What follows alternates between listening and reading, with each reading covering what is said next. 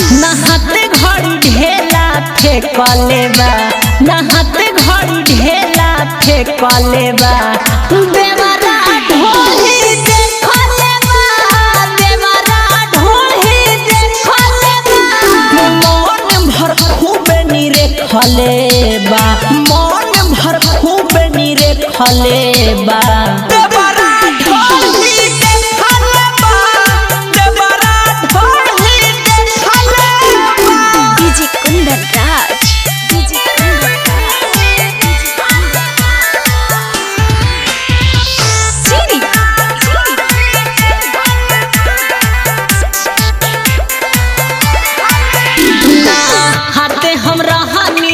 सुनाए सखी घर में कुंडी लगा के हो, हम न जाननी कि एही जे बाटे देख ले लस लुका के हो। ना हाथे हम रहनी सुनाए सखी घर में कुंडी लगा के हो, हम न जाननी कि एही जे बाटे देख ले लस लुका के हो। अखिया अपन से कलेबा, अखिया अपन से कलेबा। देवरा ढोली देखले बा, देवरा ढोली देखले बा। मन भर खूब नीरे खले बा, मन भर खूब नीरे खले बा।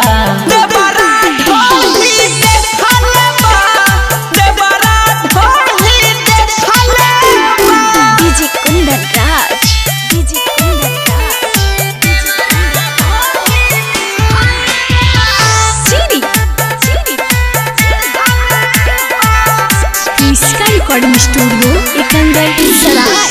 हमारा तो डर लगता है सखी भले न केरो से कह दी हो, मौका के फायदा उठा के अर्जुनमा लगे कि माथा महदी हो।